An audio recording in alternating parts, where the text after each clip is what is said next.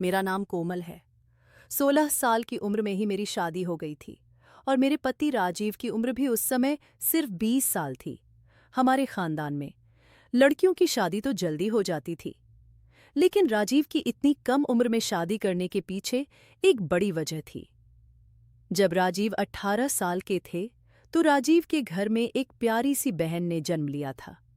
लेकिन जब राजीव की बहन नीलम 2 साल की थी, तब राजीव के माता पिता का एक्सीडेंट में मौत हो गई। राजीव उस समय खुद पढ़ाई कर रहे थे और ऐसे में नीलम को संभालना बहुत मुश्किल था। कोई भी रिश्तेदार आगे नहीं बढ़ा था। दोनों बहन भाई की जिम्मेदारी उठाने के लिए तब दूर की एक दादी ने राजीव को सलाह दी थी कि तुम शादी कर लो, घर में बहू आएगी तो वह नीलम को संभाल लेगी। और इस तरह केवल 20 साल की उम्र में ही राजीव की मुझसे शादी हो गई। मैं भी उस समय बहुत कम उम्र थी, दुनियादारी की कोई समझ नहीं थी। जब सुहाग की सेज पर बैठी मैं राजी का इंतजार कर रही थी, तो राजीव ने आकर मेरे गोद में छोटी सी नीलम को बिठा दिया था और मुझसे कहा था, कोमल, आज से नीलम तुम्हारी बेटी है, इसे माँ का प्यार देना। मुझे तुमसे और कुछ नहीं चाहिए, बस मेरी बहन ने नीलम को कोई तकलीफ ना हो। मैंने भी खुले दिल से नीलू को अपना लिया था। मैं उसे बिल्कुल अपने बच्चों की तरह रखती। देखते देखते नीलम कब 18 साल की हो गई, पता ही नहीं चला। कोमल, नीलम नहीं आई। अभी तक अकेडमी से मैं अभी अभी कपड़े धोकर फ्री हुई थी जब राजीव ने मुझसे सवाल किया। वह आज ऑफिस नहीं गए थे, क्योंकि आज उनके बॉस की बेटी की शादी थी, इसलिए राजीव की छुट्टी थी। दोपहर का खाना खाने के बाद सो गए थे और अब 5 बजे उनकी आंख खुली थी और उठते ही सबसे पहले अपनी बहन के बारे में पूछा था। मैं मुस्कुराते हुए बोली, राजीव, तुम बाहर की दुनिया में और अपने ऑफिस 10 बजे में इतना खो गए हो कि तुम्हें पता ही नहीं है कि तुम्हारी बहन नीलम घर देर से आती है। मेरी इस बात पर राजीव हैरान होकर मुझे देखने लगे और बोले, कोमल, यह क्या कह रही हो तुम? तुम्हारा कहने का मतलब क्या है? मैंने कहा, राजीव, मेरे कहने का कोई भी मतलब नहीं है, बस सीधी सी साफ बात है। जो मैं आपको बता रही हूं कि नीलम एकेडमी से लेट घर आती है। उसने मुझे बता रखा है कि उसकी छुट्टी लेट होती है, बस इसीलिए घर लेट पहुंच पाती है। मेरी बात सुनकर राजीव थोड़ा गुस्से में बोले, कोमल, तुमने कभी मुझे इसके बारे में बताया क्यों नहीं? मैं बोली, राजीव, इसमें बताने वाली क्या बात है? जब उसकी छुट्टी ही लेट होती है तो लेट घर पहुंचती है, और ऐसा नहीं है कि रात हो जाती है। शाम होते होते घर आ जाती है, तो मैं बेकार में तुमसे शिकायत करके बच्ची के खिलाफ तुम्हारे कान क्यों भरूं? मुझे राजीव की बात बिल्कुल पसंद नहीं आई थी, इसलिए मेरी आवाज में थोड़ा गुस्सा आ गया था। मुझे ऐसे मर्द बिल्कुल भी पसंद नहीं थी जो औरतों पर बेकार में अपनी धौंस जमाते हैं और उन पर अपना हुक्म चलाते हैं। मुझे गुस्से में देखकर राजीव थोड़ा नरम पड़े और बोले, कोमल, तुम अच्छी तरह से जानती हो कि जिस बच्ची की तुम बात कर रही हो उस बच्ची की माँ नहीं है। तुम्हें याद है, मैंने जब छोटी सी नीलम को तुम्हारी गोद में दिया था, तब मैंने कहा था कि इसे अपनी बेटी की तरह पालना। तुम्हें नीलम की माँ का दर्जा दिया था, और माएं अपने बच्चों की गलत हरकतों पर पर्दा नहीं डालती। मैंने प्यार से राजीव को समझाते हुए कहा, राजीव, नीलम अभी बच्ची हैं। अगर हम उसके साथ जोर जबरदस्ती करेंगे, ज्यादा रोका टोक करेंगे, तो वह जिद्दी हो सकती है और बिगड़ भी सकती है। इसलिए हमें उस पर बेकार की पाबंदियां नहीं लगानी चाहिए। मैंने नीलम को बिल्कुल अपने बच्चे की तरह पाला है, लेकिन उस पर पूरी नजर रखती हूं। क्या आपको कभी लगा कि मैं कहीं गलत साबित हो रही हूं? क्या कभी नीलम ने आपसे शिकायत की मेरे खिलाफ कि मैं उसको तंग करती हूं, उस पर जुल्म करती हूं? मेरी बात सुनकर राजीव ने ना में सिर हिला दिया और बोले, नहीं कोमल, मुझे तो पर पूरा विश्वास है कि तुम एक अच्छी माँ साबित हुई है। अच्छा बाबा, जो मर्जी हो करो अपनी बेटी के साथ, लेकिन मुझे तो भूखा मत मारो। दोपहर को भी बस हल्का फुल्का ही खाया था। भूख लगी है, कुछ खाने को दे दो। लेकिन मैंने महसूस किया कि जैसे राजीव अब भी मेरी बातों से संतुष्ट नहीं थे। मैं राजीव के लिए चाय के साथ कुछ स्नैक्स बनाकर ले आई। शाम को 7 बजे तक नीलम घर वापस आ चुकी थी। राजीव के चेहरे से लग रहा था कि जैसे राजीव नीलम से कुछ पूछना चाहते हैं, लेकिन शायद मेरी वजह से ज्यादा पूछताछ नहीं की। सिर्फ इतना ही कहा कि 5 बजे तक घर आ जाया करो। राजीव की बात पर नीलम कुछ नहीं बोली, बस हाँ में सिर हिला दिया। आज नीलम मुझे बहुत चुप चुप सी लग रही थी। पहले तो जब भी आती तो चहकती हुई आती, हमेशा बोलती रहती, अपनी सहेलियों की बातें, अपनी एकेडमी की बातें बताती रहती। लेकिन आज वह बहुत चुप थी। मुझे लगा शायद राजीव की बात पर नीलम उदास हो गई है। इसलिए मैंने लो को समझाने की खातिर कहा कि नीलम, अपने भाई की बात का बुरा मत मानना, वह तो बस तुम्हारी भलाई के लिए ही कह रहे थे। अंधेरा हो जाता है तो कहीं रास्ते में तुम्हें कोई दिक्कत ना हो, बस इसीलिए कह रहे थे। लेकिन नीलम ने मेरी बात सुनी ही नहीं, चुपचाप बैठी रही। अब मुझे नीलम की चिंता होने लगी। मैंने नीलम के सर पर हाथ फेरते हुए कहा, नीलम, क्या बात है, तुम परेशान हो? लेकिन मेरा इतना कहते ही नीलम एकदम से गुस्से से बोली, क्या है भाभी, 2 पल तो सुख से सांस लेने दिया करें। आपके हर वक्त के सवाल जवाबों से मैं तंग आ गई हूं। कह तो दिया एक बार कि कोई प्रॉब्लम नहीं है, लेकिन आप तो हाथ धोकर पीछे ही पड़ गई। इतना कहकर नीलम पैर पटते हुए अपने कमरे में चली गई।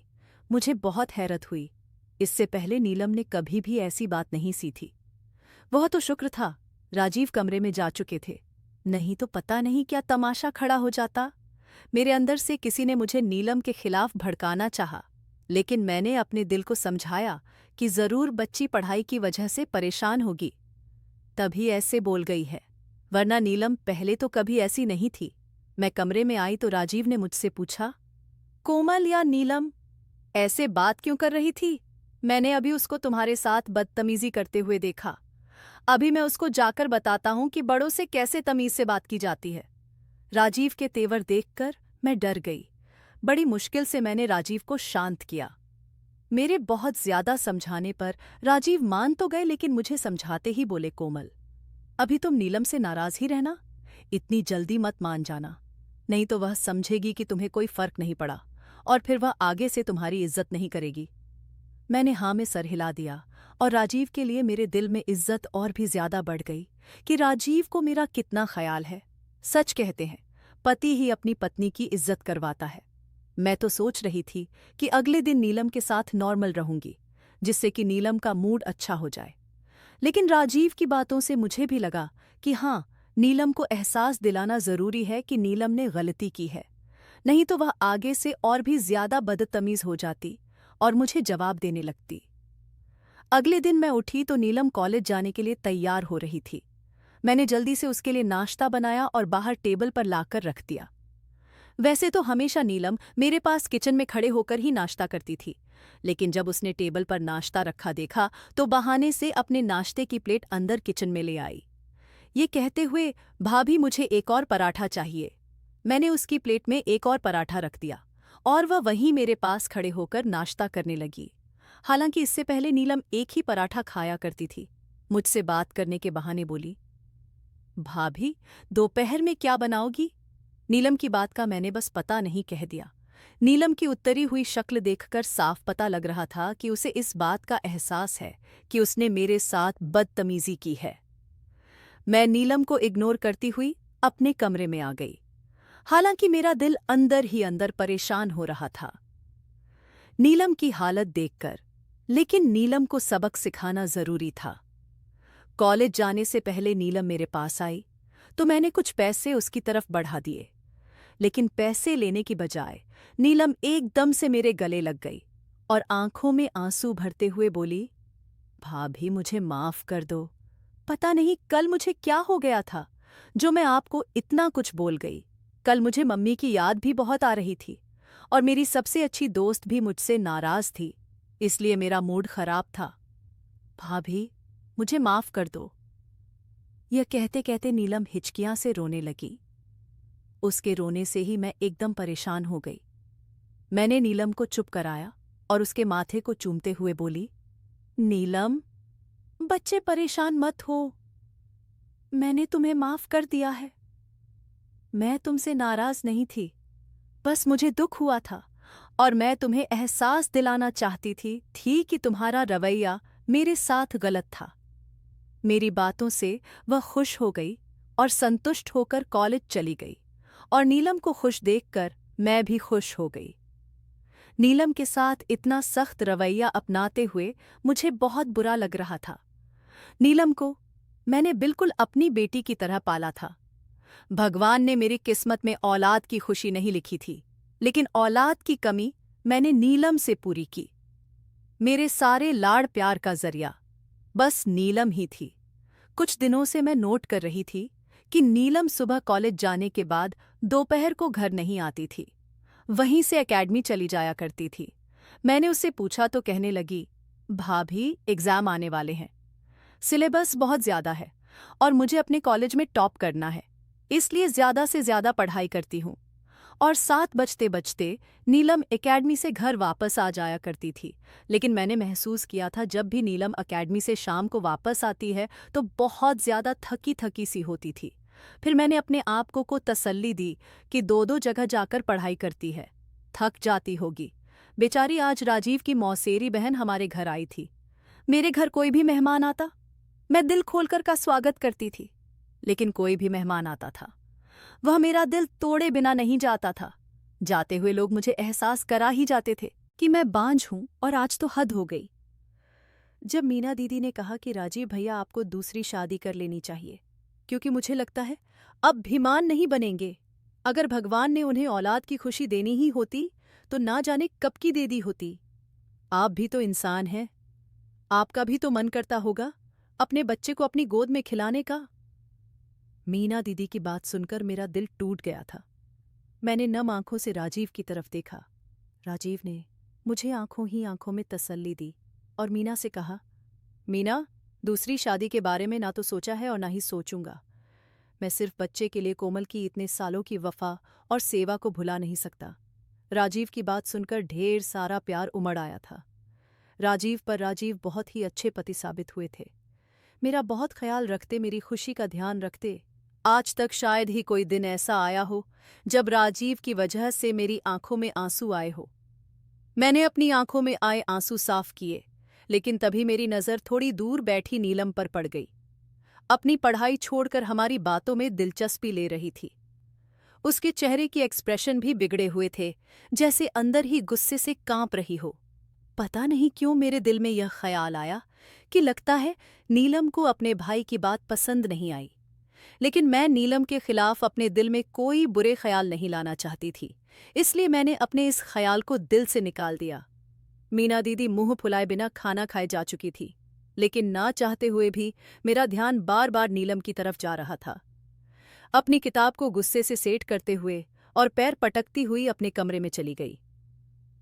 रात को जब प्यास से मेरी आंख खुली तो मैं पानी लेने किचन में आई, लेकिन नीलम के कमरे की लाइट जल रही थी। मुझे बहुत ज्यादा हैरत हुई। रात के 1 बजे तक नीलम क्यों जाग रही थी? सुबह उसे कॉलेज भी जाना होता था। मुझे नीलम की चिंता होने लगी। मैंने जल्दी से आगे बढ़कर नीलम के कमरे का दरवाज़ा खटखटाया, लेकिन 2-3 मिनट गुजरने के बाद भी नीलम ने दरवाज़ा नहीं खोला। और जब बहुत देर बाद दरवाज़ा खोला तो मैं उसकी हालत देखकर दंग रह गई। उसके बाल बिखरे हुए थे और आंखें 10 लाल हो रही थीं। मैंने एकदम आगे बढ़कर नीलम को गले लगा लिया। नीलम, बच्चे, क्या बात है? तुम्हारी आंखें क्यों लाल हैं? इतनी देर रात तक जाओगी तो यही हाल होगा। हमें नहीं चाहिए ऐसे अच्छे नंबर जो तुम्हारी सेहत खराब करें।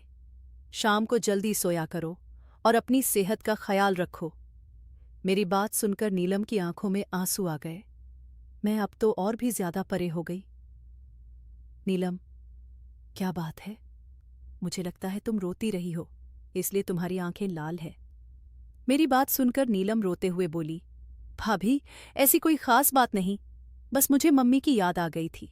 मैं बहुत देर तक नीलम को समझाती रही और फिर उसे सोने का कहकर अपने कमरे में चली आई। मेरे दिल में वहम पैदा हो गया था।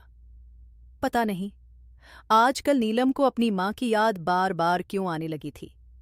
पूरी रात में सो ना सकी, बार बार दिल में घुईती आई सो घबराहट सी होती कि कहीं कुछ गड़बड़ ना हो जाए, कहीं नीलम के साथ कुछ गलत ना हो जाए। अगर नीलम के साथ कुछ गलत हो गया तो मैं राजीव को क्या जवाब दूंगी? राजीव का तो भरोसा ही टूट जाएगा। कितना भरोसा है राजीव को, मुझ पर क्या कहूंगी राजीव से? जब राजीव मुझसे पूछेंगे कि तुमने माँ बनकर मेरी बहन की यह कैसी परवरिश की है, मेरे दिमाग में एक भी जवाब नहीं आ रहा था कि मैं राजीव को संतुष्ट कर पाती। मैंने बीच बीच में उठकर नीलम के कमरे की तरफ देखा, लेकिन उसके कमरे की हर बात लाइट जलती हुई मिली। मैं ऐसे ही परेशानी में करवटें बदल रही थी कि तभी घड़ी ने फंज का अलार्म बजाया। मैं उठकर बाहर आई, लेकिन मैंने देखा कि ठीक उसी समय नीलम के कमरे की लाइट बंद हुई थी।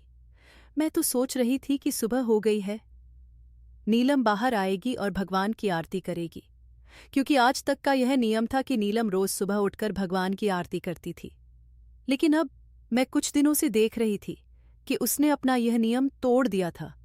लेकिन मुझे लगा कि नीलम का पर्सनल मामला है, इसलिए मैं उसके इस मामले में ज्यादा दखल नहीं देती थी। अगर उसे भगवान से लो लगानी होगी तो वह मेरे कहने से नहीं, बल्कि खुद अपने दिल से भगवान से लो लगाएगी। मैं नहा धोकर फ्रेश हुई और घर का एक दो काम निपटाने के बाद जल्दी से नाश्ता बनाने लगी। थोड़ी देर बाद नीलम भी फ्रेश होकर आ चुकी थी। वह कॉलेज जाने के लिए एकदम तैयार थी। मैंने नीलम के लिए नाश्ता लगाया। वह मेरे पास ही खड़ी होकर नाश्ता करने लगी। जब मैंने नीलम से कहा, नीलम आज अकेडमी से छुट्टी तो आप कर लेना और घर जल्दी आ जाना, कुछ जरूरी काम है। नीलम बोली, ऐसा क्या जरूरी काम है जो मुझे अकेडमी से छुट्टी करनी पड़ेगी?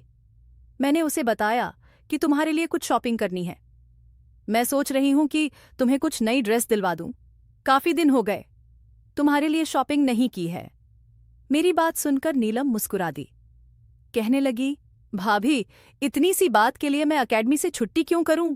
आपको जो भी कपड़े पसंद आए वह मेरे लिए ले आना। खुशी खुशी में वह कपड़े पहन लूंगी। मेरी पसंद नापसंद का कोई सवाल ही नहीं उठता। बस मैं छुट्टी नहीं करूंगी, मेरा अकेडमी जाना बहुत जरूरी है। नीलम की बात सुनकर मैं दंग रह गई। यह पहली बार हुआ था कि शॉपिंग के नाम से नीलम को खुशी नहीं हुई थी, तो शॉपिंग के नाम से ही नीलम खुशी से खिल उठती थी। फिर चाहे अकेडमी हो, कॉलेज हो, वहां की छुट्टी कर सकती थी। लेकिन आज पता नहीं क्यों छुट्टी करने के लिए बिल्कुल भी राजी नहीं हुई।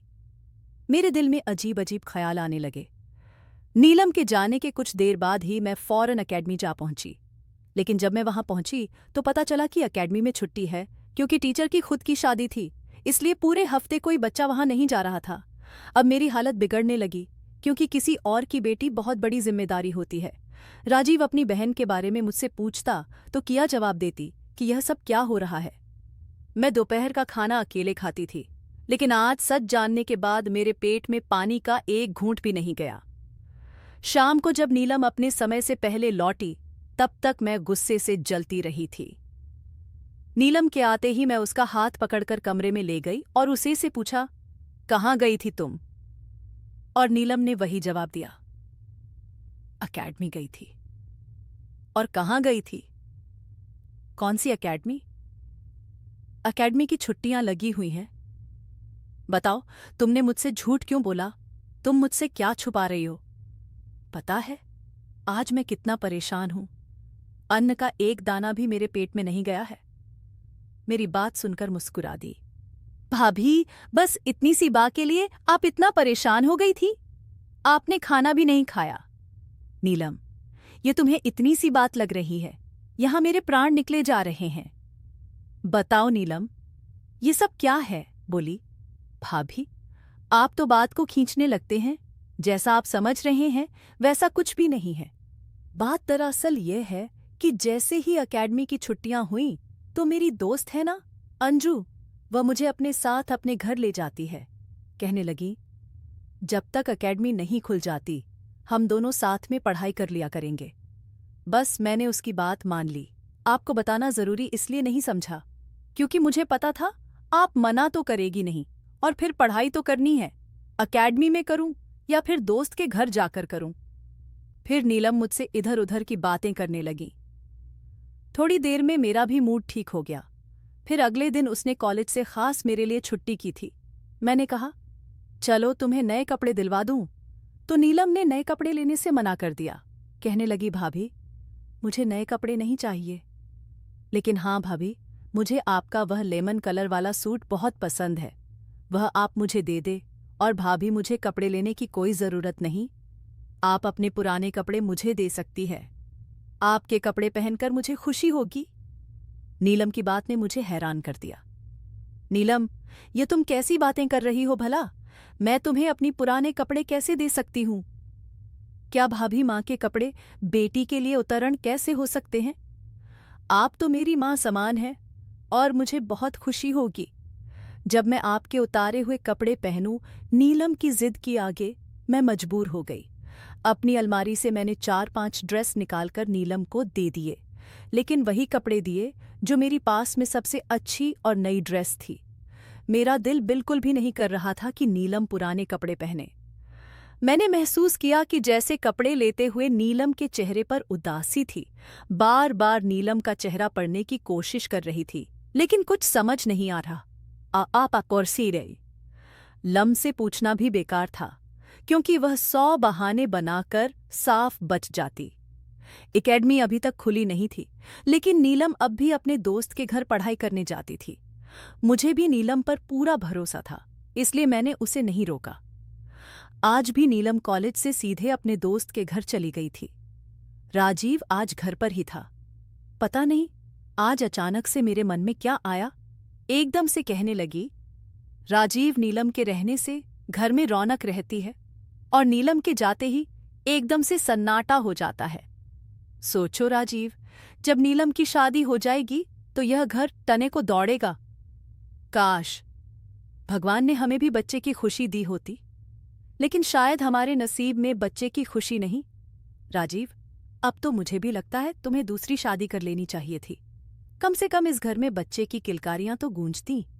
मेरी बात सुनकर राजीव बोले, बस कोमल, आज कह दिया सो कह दिया।